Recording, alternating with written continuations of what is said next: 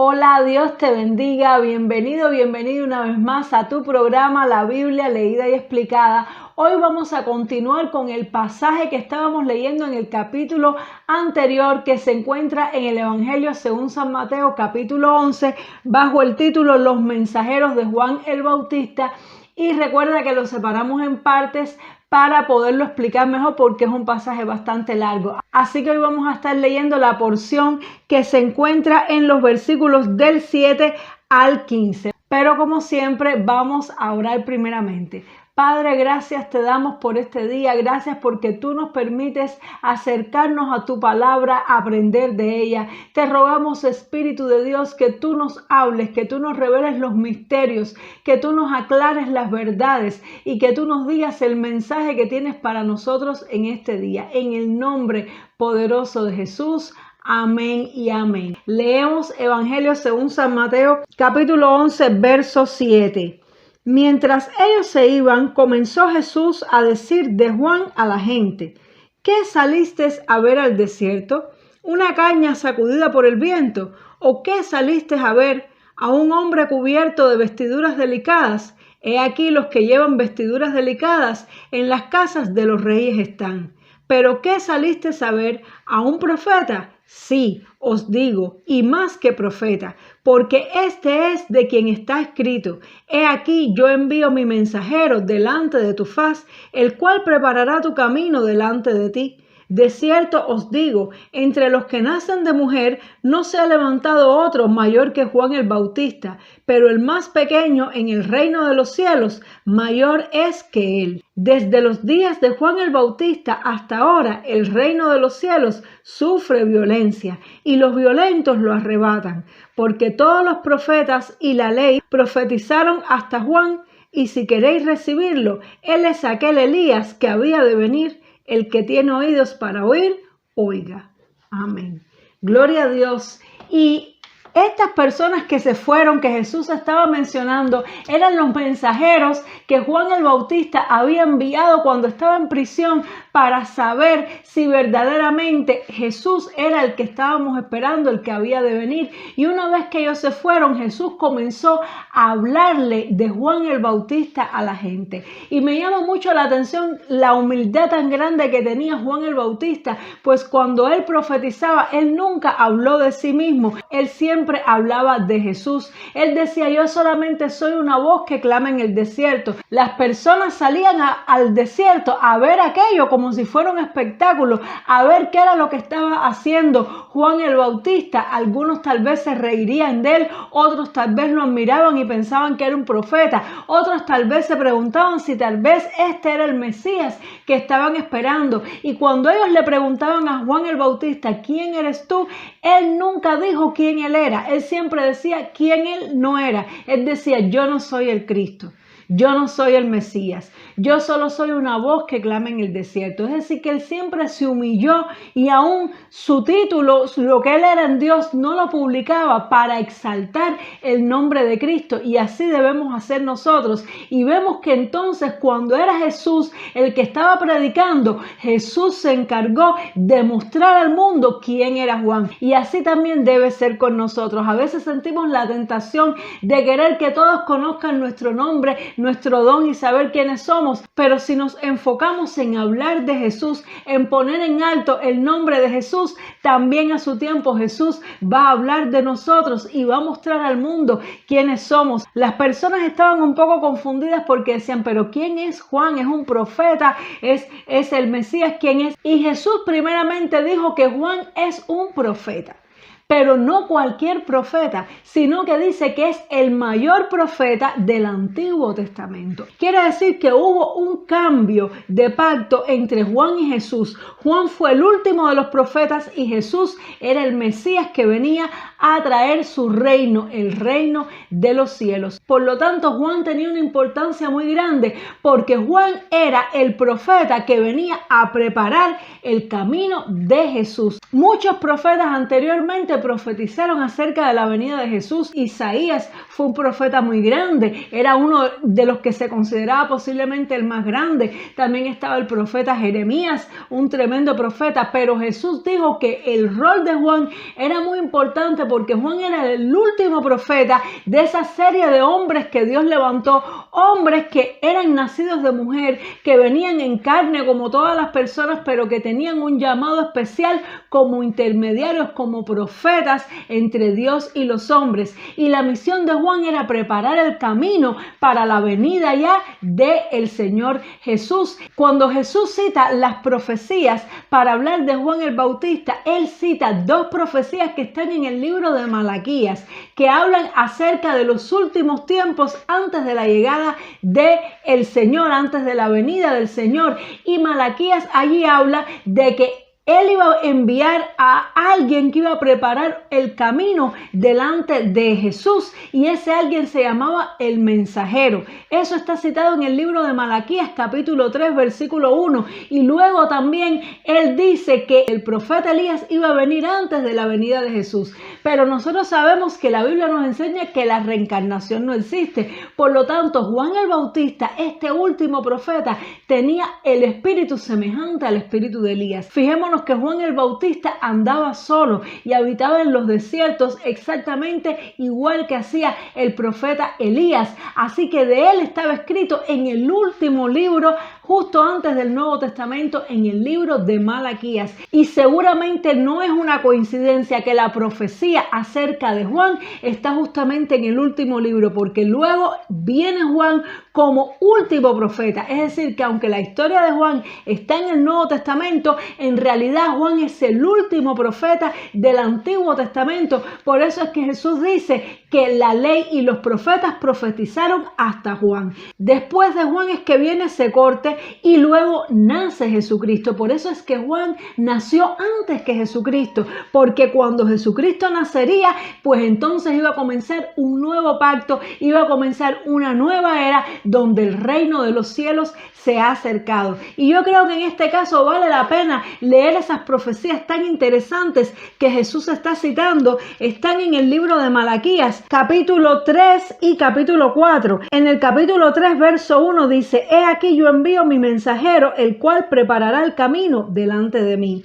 Y luego en el capítulo 4, verso 5 dice: «He aquí yo os envío el profeta Elías antes que venga el día de Jehová grande y terrible. Él hará volver el corazón de los padres hacia los hijos y el corazón de los hijos hacia los padres, no sea que yo venga y hiera la tierra con maldición». Y este es el último versículo del libro de Malaquías, y justamente después comienza el Nuevo Testamento. Es una cosa muy impresionante, muy asombrosa cómo Dios hizo que todo se organizara, porque desde esta última profecía hasta que comenzó la profecía de Juan, se estima que pasaron aproximadamente unos 400 años sin profecía. Y es impresionante cómo el libro de Malaquías, el último libro del Antiguo Testamento, termina anunciando el advenimiento de Juan el Bautista, que era el último profeta, el último hombre nacido de mujer con el espíritu profético, al igual que los profetas del Antiguo Testamento,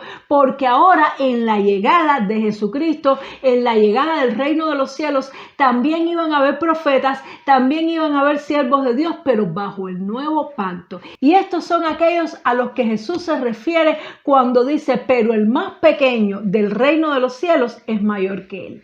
Es decir, que todos los que profetizamos, todos los que obramos en el Espíritu después de Cristo, pertenecemos a ese nuevo momento que es la llegada del reino de los cielos a la tierra, la primera llegada del reino de los cielos a la tierra a través de Jesucristo, que no fue de la manera que todos lo esperaban, porque todos los que esperaban era una cosa gloriosa, y Jesucristo vino muy humilde, como la levadura que se mezcla en la harina hasta que todo está leudado. Y nosotros, los que hemos creído en Jesucristo, los apóstoles de Jesucristo, todos nosotros para acá, pertenecemos al reino de los cielos y dice que tenemos una condición más elevada. ¿Por qué? Porque hemos sido insertados en Cristo después que Cristo hizo su obra redentora. Así que es una cosa muy maravillosa, es un dato muy impresionante ver cómo Jesús levanta el nombre de Juan, explica quién es él y explica que es el profeta más grande y el último profeta que tuvo el pueblo de Israel como nación justamente antes de que llegara Jesucristo. Y otra cosa que llama mucho la atención es como Jesús dice que desde los días de Juan hasta el presente, el reino de los cielos sufre violencia y solamente los violentos son los que lo arrebatan. ¿Qué está queriendo decir el Señor? Pues cuando viene el reino de los cielos, cuando se acerca el reino de los cielos a través de Jesucristo, que es el Rey, pues entonces comienza una batalla, comienza una guerra espiritual, porque sabemos que antes de la llegada de Jesucristo, el enemigo, Satanás, el príncipe de este mundo, era el que estaba imperando, el que estaba reinando, el que estaba gobernando la tierra por derecho que le fue dado por Adán con la caída del hombre, con el pecado. Pero cuando viene el nuevo Adán, cuando viene Jesucristo a recuperar, a rescatar todas las cosas que Adán perdió en el huerto del Edén, viene a salvar, viene a redimir y comienza lo que se llama la guerra espiritual. Todas las guerras anteriores que habían habido hasta la llegada de Jesucristo mayormente se veían como guerras físicas, aunque también había guerra espiritual, porque siempre con aquellas personas que buscaban el reino de los cielos también había una guerra espiritual, pero con la llegada de Jesucristo esa guerra se agudiza, se fortalece y dice que solamente los valientes, también dice en Lucas 16:16, son los que logran entrar en el reino de los cielos, son los que logran perseverar y arrebatar el reino de los cielos. Jesús nos enseña que cuando la palabra se predica, atrás viene el enemigo a tratar de robar la palabra. Por lo tanto hay una lucha, hay una batalla por cada una de las almas y dice que solo los valientes, los violentos, los que perseveran son los que logran arrebatar este reino de los cielos hasta que el reino de los cielos venga en la segunda venida de Jesucristo con toda gloria y con todo poder ya a instaurarlo,